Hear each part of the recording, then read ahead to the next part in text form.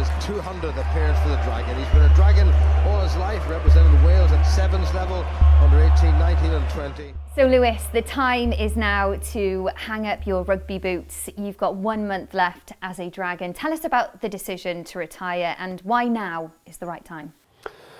I'm 33, so that's definitely a factor in it, and I've always said that 33 would probably be the time that I would look to hang my boots up. I take my hat off to the likes of Hibbs. I don't know how he's still doing it, so fair play to him. I mean, it's great to see he signed another year, but I know his body's been held together by sellotape at times, and I think there'd be moments in my career where you do just bandage up and get back on there, but I think now is the perfect time for me just to kind of walk away from the game. Still happy, still lots of positive memories from rugby itself, and yeah, look to move on to the next step. And since the news broke, I mean, you've had an outpouring of love and support from the rugby world. Have the last couple of weeks been a little bit overwhelming for you? I think that's the word I've used to describe it quite a few times, is overwhelming. Yeah, I have my little fortnightly article in the Argus, and I thought, yeah, well, I'll mention it in there, and I told Dean and Chappie in the week, and put it out there, expected to have a few nice messages, but yeah, people who I haven't seen and spoken to in a long time, and yeah, my phone blew up, should we say, and yeah, it was an overwhelming weekend, and very kind messages from all over social media, from fans and players I played with and against. So yeah, I think the rugby world is, when times are hard or there's big moments in there, they do kind of come look after you, and that's how it felt at the time. So I'm lucky I got a very supporting family and close friend network and things, so that was good as well. But yeah, I think now's the time, after 15 years at the Dragons, to kind of walk away with my head held high.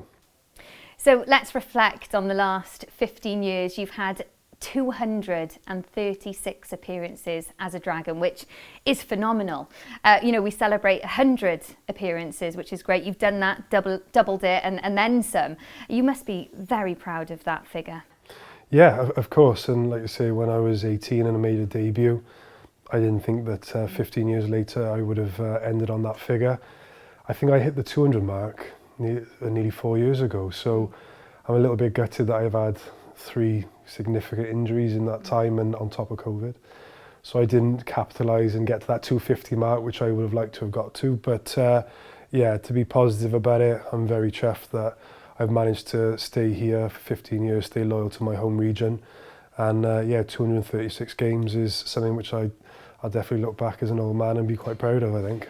Well, let's go back to that debut. It was 2006, 12th of September against the Scarlets. Can you remember that far back? Can you imagine back then that you would still be here 15 years later? No is probably the honest answer. And that game, Ashley Smith had his first start, and I came off the bench from what I remember. And it was a big moment for both of us. We were both New Boys Glow Boys and played together since we were probably 12. So those are the types of memories that stand out to me. And yeah, as an 18-year-old being very nervous on that bench, I think there was quite a few Welsh internationals in that Scarlets team as well. But yeah, almost relief when I came off the pitch to kind of got that under the belt and then move on. I think I ended up playing quite a bit with semi-pro and sevens and Wales in the 20s as well after that. But to get my first proper season then under the belt at 21 was fantastic. I think I ended up having like 18 starts in that first year, and that to me was the start of the Dragons journey. And yeah, and I've loved every minute of playing that jersey since. Okay, I'm going to ask you to rattle back through some memories now. 236 games. Is there been a standout game for you? I mean, there hasn't been too many successes. I'm very much aware of that, and we've had some tough times over the years. Lots of transitions, and I think I've had 6 head coaches in that time. And like I say, it's almost like a project reset every time that happens. And to get that consistency, or to have to start again, that's been certainly one of the biggest challenges. But highlights of beating Hibbs' team, Gloucester away, which took us to the semi-finals of Europe, was certainly one of the highlights. I think it's probably one of his lowest moments he's ever said. But that was certainly fantastic. And then we went out on Adam Hughes' stag in Bristol. So again, that was a nice celebration for it. And I think that's it. There's been quite a few games which we've gone and played really well and we've won. And there's certainly a few standout rugby moments, but it's the friendships and the bonds over the years that you do get with the boys that almost stand out even more. And I've been so fortunate to play alongside all these internationals in the pack and in the back line. And yeah, I don't think it's sunk in properly yet. I think it'll probably take a few weeks or even months for it to happen. But yeah, quite a few ex-pros who've got in contact and said, it's going to be an interesting transition for you. There is going to be tough moments ahead potentially, but I've always been a pragmatist. I knew that this day was coming a long time ago. So, and it's the circle of life, seeing the likes of Wainwright come through.